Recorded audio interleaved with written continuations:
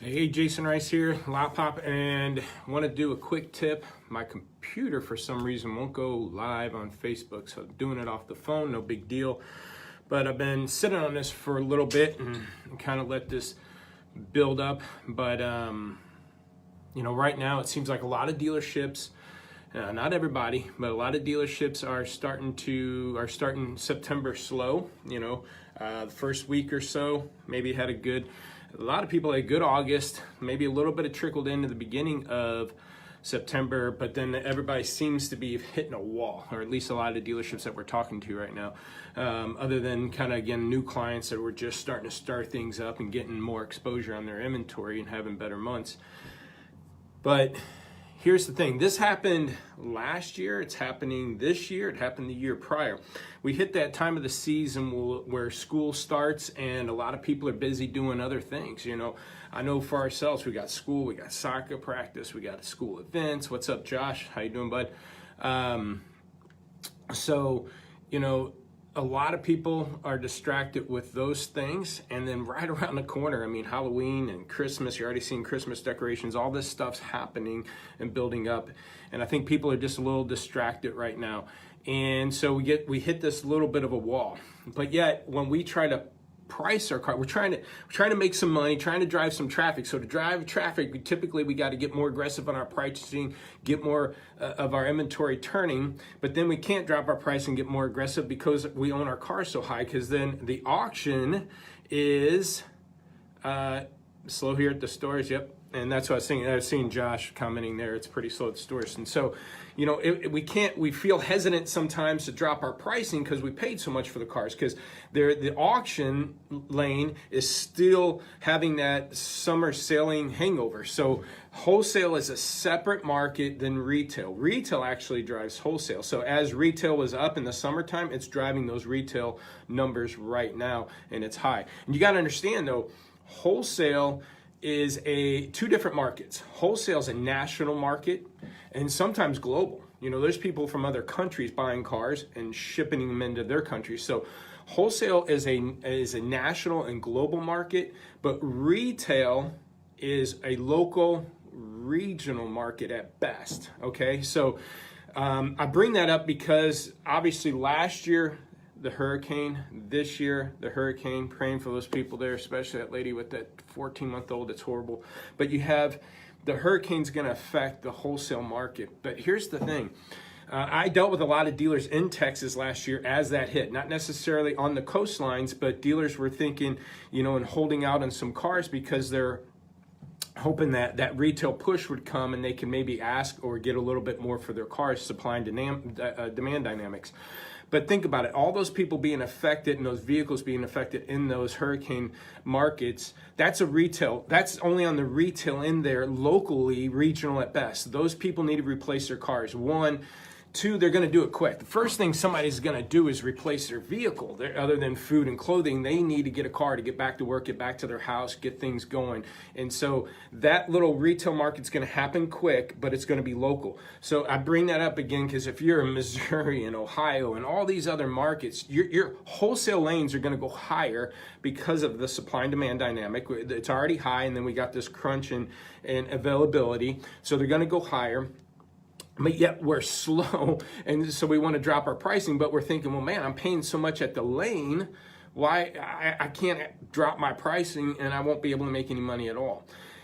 This happened every year, the last few years, especially last year in Texas. It's happening now this year. And really the only suggestion I give you, unless you're in those affected areas retail-wise, you're just going to have to put your blinders on and keep this inventory clean. You've got September and October really to kind of, if you have aging problems or want to get the inventory moving, September and October to really do that. November, December slows down in a lot of markets, a little bit of January, and then it starts picking up February and March.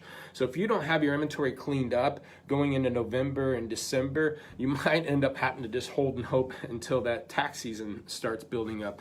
But right now, you're going to have to go to the lanes, pay up for cars, and what I say is, and John Anderson, never really happened other than the Houston market area. Exactly, the retail uptick in that hurricane effect in Texas last year. It never really impacted a lot of dealers, but they felt it at the lane. So really what you got to do is buy, move, sell, buy, move, sell, buy, move, sell. And what I mean by that, obviously you got to buy these cars at the lane still. You got to replenish. A lot of dealers are light in their inventory. Everybody's light, and they're at the lane. They can't buy the cars that they need to buy them for to be able to sell them for what they need to sell them for. But what you got to do is stop looking at front end margins. I know, shame on me for saying that, because if you buy nothing, you make nothing. If you buy something, at least make $100, $200, $500, $800 on a car. If you're getting $800, $1,000, $1,200 on the back end, you're going to get a few $100 on recon dollars. That alone is going to be guaranteed money. You make a little bit of profit, the dealer will, on recon dollars. Then you're going to make some money on the F&I, hopefully, and then maybe a trade, 50% shot on a trade possibly. So if you buy nothing, you'll make nothing. If you buy something, make it up on F&I, make it up on trades, and get a good review from a customer. But you got to buy, move it as fast as you can through that turnaround time to get it lot ready, online, ready for sale, and then sell it and do it again. Buy, move, sell, buy, move, sell. And you're going to have to do that through this. Now, again, I don't know how much impact, how many cars need to be replaced through that hurricane, but the wholesale values will continue. They should have been dropping off by now and maybe going into October, but everybody's having good, strong, the economy's back. A lot of people aren't ready to buy new cars yet, so they're buying used cars. But so wholesale was pretty stable, but it should have started dropping off now and going into October, and it might not start dropping off until October going in November, but then it picks back up because people start stocking up for tax season. So again, you don't have much choice here. If you don't buy anything, and I know it's high, and because you can't make your grand, $1,500, $2,000 spreads on these cars, you got to buy something just to move it, make it up on F&I, make it up on trade, keep your inventory clean, because you do not want to go into November and December and January, maybe slower seasons, with aged inventory, and especially inventory you pay top dollar for. So I wanted to get that out there again. Wholesale is a national, global market. Retail is local, regional best. Wholesale, national, okay, or global market, and your retail is local or regional best. Your people in Ohio don't have to buy a car. They don't have to do anything, okay? The people in the coastlines do. So again, you're gonna go up, pay higher money for these cars, but you need the cars. You got to get them to make something, okay? So I want to bring this up. We're running into a lot of dealerships that we're talking to. Slow, everybody's light. Nobody wants to drop their pricing because then they can't make any money on the car, and they go back to the lane and pay more for what they just sold the car for.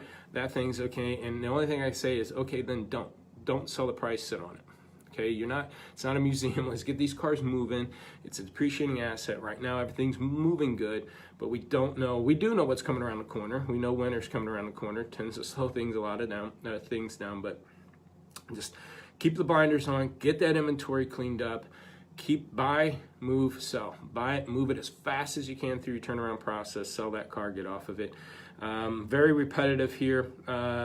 One more thing, Josh Brinson, you're saying, he asked me a question a while back, do I like seeing dealerships with pricing on the windshields of their cars? And, he was referencing, he thought maybe it kind of looked tacky.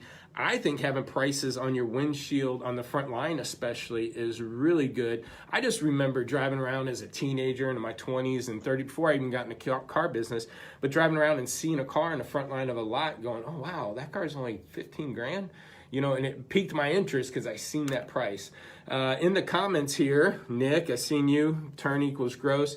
You guys give feedback to Josh here. What do you guys think? I think having pricing on the windshield, it actually, especially on that front line, you get people driving by, seeing that car going, wow, that's only 20 grand or whatever that number is. I think it's a good thing. Again, at least front line cars. Everybody that's on here, Ed, Nick, Peter, chime in on the comments here. Let Josh know what you guys think. Appreciate your time. Hope this is helpful. Hope that I do one next week. Also, check out Dealer Workshop. I'm doing a workshop October 16th and 17th. This is an actual workshop. We're going to have a workbook. You're going to take notes. We're going to break down everything you need to do for 4 hours on the 16th, attacking your inventory. Everything I give you, you could take back to your store and apply today. This is no sales pitch. It's my 5-year anniversary. I want to give back. I do videos like this to give back to the automotive community. I'm doing this workshop as a 5-year anniversary. If you watch this video, right now, it's free for any current and previous Lotpop customers or anybody with strong automotive marketing. It's free. Anybody watching this video, if you're interested, message me. I'll waive. Non-clients is $495. If you're interested in non-client, I'll waive that $495. Just message me in there. October 16th and 17th here in Kansas City. I've got it at this cool little Kansas City Auto Museum. Okay, and I'm gonna do 4 hours of inventory breakdown one day, because we're gonna attack your dealership in 3 areas. Get your inventory right, drive traffic. Second area is get your internet process management done. How many activities per lead?